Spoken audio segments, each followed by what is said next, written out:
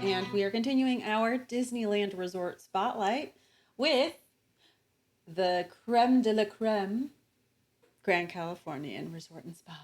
It's definitely their flagship. Oh, for sure. I love it. And because as 90% of the people who go to Disneyland do, they compare it to Walt Disney World. I would say it's on par with the Grand Floridian, hence the name. However, it is in no way that super luxurious. Like it's No, not that. it's Wilderness Lodge. Yes, it's basically Wilderness Lodge, but very intentionally a nod to all of the artwork and all the natural beauty that California obviously Hmm. has, right? So there's Yeah. a lot going It on there. feels like Northern California. It feels like Yeah. you're in the Redwoods, and that's entirely the point. But when you walk in, you're like, is this Wilderness Lodge? Yeah. It feels like if you took Wilderness Lodge but you smushed it down Right. because it's not as tall as Wilderness Lodge. They can't put as big of a Christmas tree in the lobby. So tons of perks though staying here, um, including being able to view. There's a landing to view some of the world of color that we've Only talked if about. you're staying club level, though. So well, then just stay club level, everybody. Yeah, yeah, yeah, yeah, yeah. And you actually can see the fireworks. So let's actually talk about club level first, then, since we're Okay, talking about great, it. perfect. Because have you ever stayed club there? No, I have not. It honestly was of all the clubs I've stayed at in Disney World and Land. This was by far my favorite. It's a nice large lounge. They had great food options, and then they have a whole outdoor bar sitting area that Oh, overlooks actually a little mhm. chunk of the monorail and part of the resort. But the windows are basically walls, and windows open, but they become like like thinking of an outdoor restaurant where the whole Yeah, wall. yeah, So they do that, and so then the windows are open. Obviously, you're in Southern California, so that can happen. But from there, you can see the fireworks over the castle. You don't see the castle, but you can see the fireworks, and they pump the music yeah, through. So lots of options to have some bougie VIP type access. yeah, yeah. Um, but going back to the resort itself, fun pool, not as fun as Disneyland Hotel. Yeah, But yeah. some of the other perks, you you even in the name, the spa is there, Hmm. right? Yeah. The restaurants are higher end. Yeah, so good. They've got Napa Rose, which is, I would say, the most elegant dining experience on property. Like, yeah, there's Club 33, but like nobody's going to Club 33. So Napa Rose actually has a chef's table that you can make reservations at. It's also probably the hardest reservation to get on property in terms of, again, Grand California or not. Club 33 is we're not, that's not part of the That's a like what I'm private comparing it membership. to. We're talking about Yeah, Gen Pop people. yeah, Gen Pop, most difficult reservation to get. But they've also got a great bar, a great inside bar. So they've got Hearthstone Lounge. They've also got a great poolside bar. I will say, poolside bar serves almost the same exact food as the quick service. So you're not really like getting anything special. It's good. Like the food's good, the drinks are good, but just if you're debating between like sitting at the bar outside or just grabbing quick service, it's the same food, same price point. I'm pretty sure even. And then they've got a character meal that does have Mickey and Minnie as the like main characters that are going to be there, but it's again Fab Five. Pretty much every character dining at Disneyland is going to be Fab Five, with the exception of Plaza Inn has more eclectic characters. Well, I guess there's a princess breakfast. At Napa Rose, right? That's what I was going It's to. not. It's at Napa Rose, but it's not Napa Rose cooking the meals. It's actually catering. So it's a very high price point, but you're not. I mean, it's good food, but you're not getting Napa Rose food, if that makes sense. Got it. Yeah, yeah.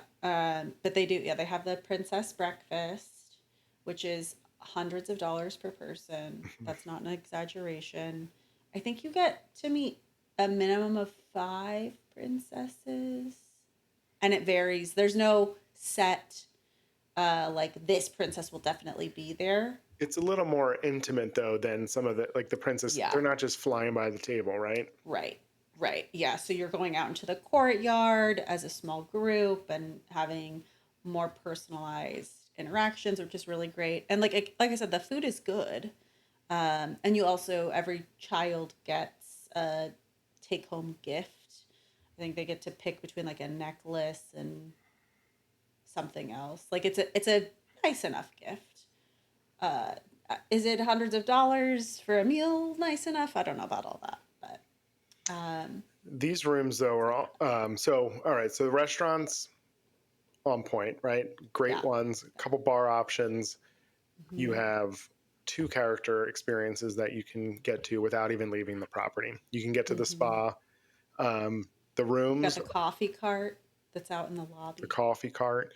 This definitely falls into the deluxe category. So in these rooms are Mm-hmm. going to have um, balconies on them. Mm-hmm. Some have theme park views where you could even see parts of um, or California Adventure right from your room.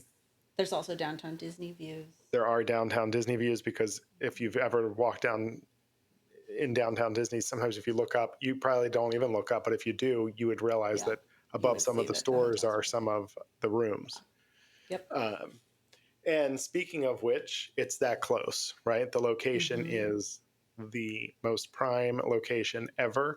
They have two different entrances. One is in right from the resort into downtown Disney.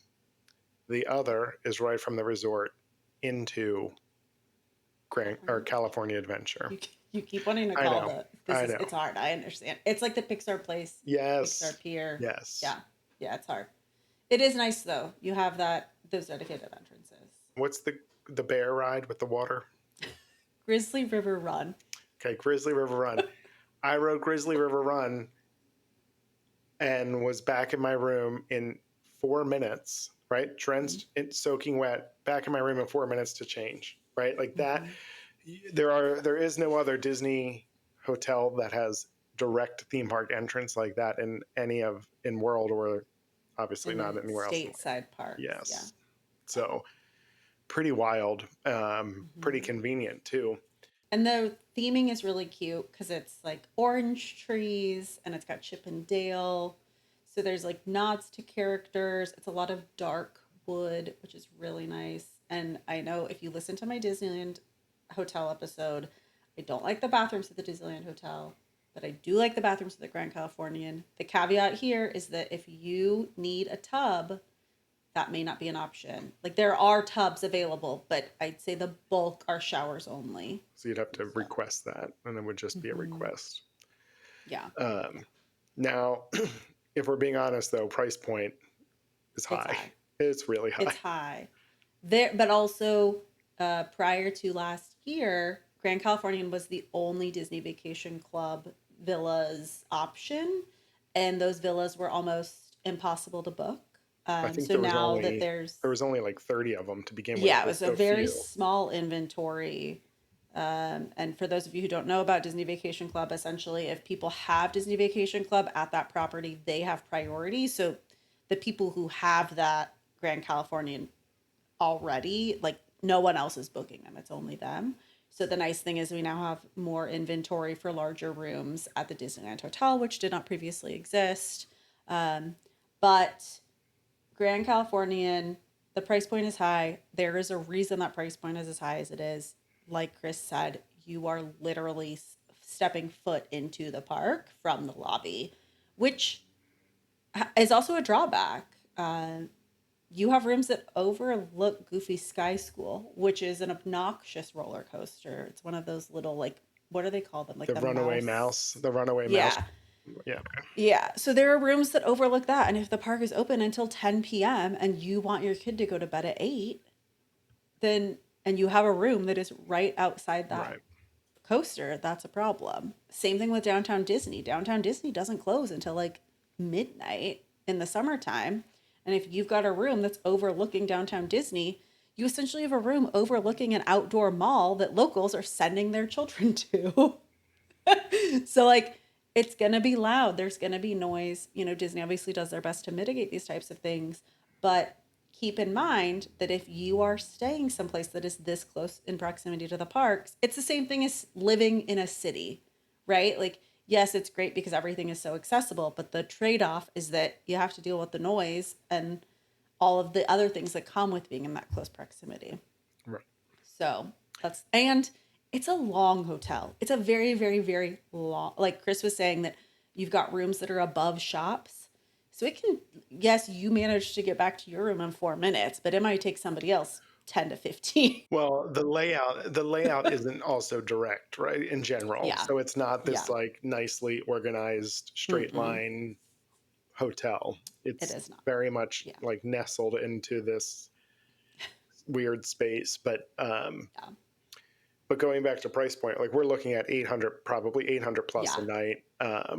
Yeah. Then again, that's just kind of shooting from the hip there, but definitely. It is a big jump to go. So if you listen to the other episodes, we were talking about how Pixar Place and Disneyland Hotel are not that far off price point wise, but to go from entry level at Disneyland Hotel to entry level at Grand Californian is almost double the price typically, Right. depending.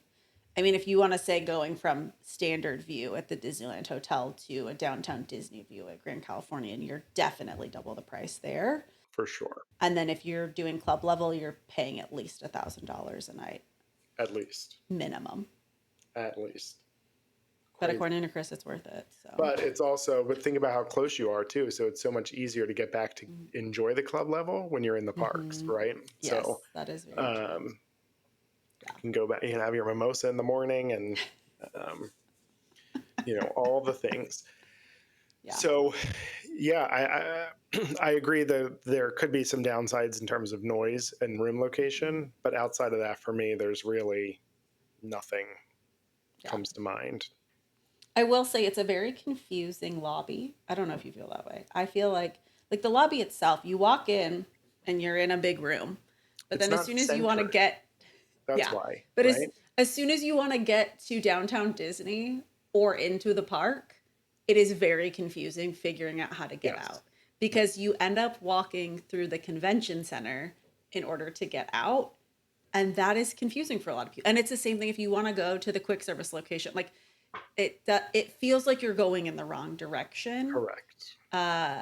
which I think can be a deterrent for people because of the fact that it is confusing. I used to work at Disneyland and I was there on a very regular basis and I still get myself turned around when I'm in the Grand Californian lobby of like, wait, which way do I need to go in order to get where I'm Yeah, going? left, like straight is kind of to a theme park, left is kind of to downtown Disney, right Yeah. is kind of to like the gym. I know it's weird. Yeah. Yeah, yeah, Yeah. So that's something to keep in mind. I think that when it comes to Pixar Place and the Disneyland Hotel, they're very straightforward in terms of the way that they're laid out. Like the Disneyland Hotel, you've got one building that is the lobby, the restaurants, like it's all interconnected and like you know that everything is going to be in that one building. Pixar Place, it is the whole place is only one building.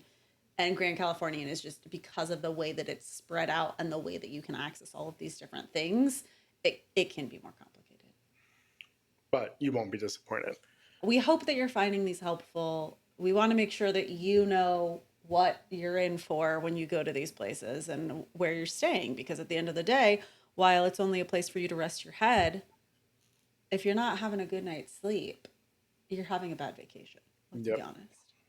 So keep listening. And until next time, let's just go.